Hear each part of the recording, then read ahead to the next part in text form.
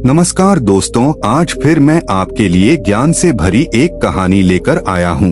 ये कहानी है गौतम बुद्ध और एक दुखी भिखारी के बीच की बुद्ध मोरल स्टोरी, जिससे जीवन का बहुत अच्छा ज्ञान मिलता है। एक बार महात्मा बुद्ध एक गांव में अपने शिष्यों सहित घने पेड़ की छांव के नीचे बैठे थे। आसपास के गांवों से बहुत से लोग अपनी मानसिक समस्याएं लेकर महात्मा बुद्ध के पास आ रहे थे। महात्मा बुद्ध उन सब की मानसिक परेशानियों का समाधान देते। सब लोग खुशी खुशी अपनी समस्याओं का समाधान पाकर वहां से लौट रहे थे। वहीं से कुछ दूर बैठा लोगों को बुद्ध के पास जाते देख एक दुखी भिखारी अपने भाग्य को कोसता हुआ यही सोचने लगा कि अभी कुछ देर पहले तो ये लोग दुखी मन से मुंह लटकाए उन महात्मा के पास गए थे, और अब इतना खुश होकर कैसे वापस लौट रहे हैं। आखिर माजरा क्या है, जरा मैं भी जाकर देखूं कि वो महात्मा ऐसा कौन सा खजाना बांट रहा है इन लोगों को। वे इतने प्रसन्न हुए कि उनके चेहरे लाल हो गए। जब वो दुख भिखारी कुछ नजदीक गया तो उसने देखा कि ये महात्मा तो लोगों को प्रवचन देकर लोगों के दुख का निवारण कर रहे हैं। यह देखकर भिखारी के मन में भी तीव्र इच्छा हुई कि क्यों न मैं भी इन महात्मा को अपना दुख बताऊं।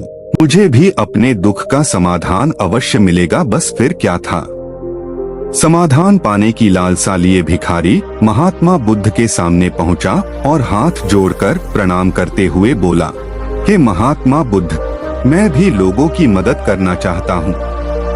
मुझे लोगों की मदद करने की बहुत इच्छा है, लेकिन मैं कैसे मदद कर सकता हूँ? मैं बहुत गरीब हूँ।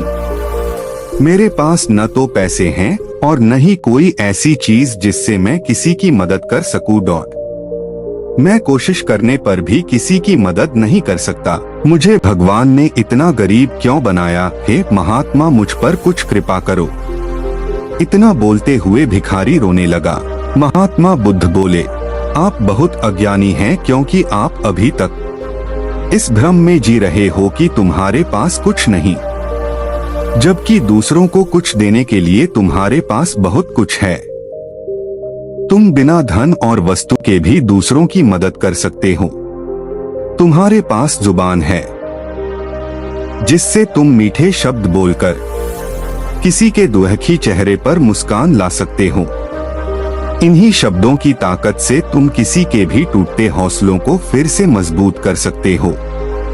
इन शब्दों की शक्ति से आप किसी के भी मन में सकारात्मक विचारधारा के बीज बो सकते हैं और उसे गलत रास्ते पर जाने से रोक सकते हैं। तुम्हारे दो हाथों से किसी भी कमजोर या लाचार व्यक्ति की सहायता कर सकते हो। आपके दो आंखें किसी अंधे को रास्ता दिखा सकते हैं। तुम किसी के लिए दुआ कर सकते हो। यह हो सकता है कि उनके बुरे काम फिर से हो जाएं।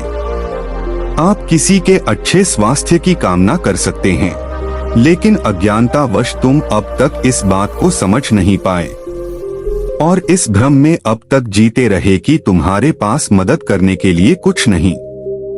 किसी की मदद करने के लिए धन और वस्तु का होना अनिवार्य नहीं है।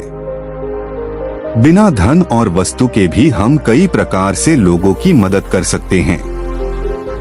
महात्मा बुद्ध के ज्ञान से भरे ये सुंदर शब्द सुनकर भिखारी के चेहरे पर मुस्कान आ गई और वह खुशी से झूमता हुआ वहां से चला गया। इस बुद्ध मोरल स्टोरी से हमने क्या सीखा?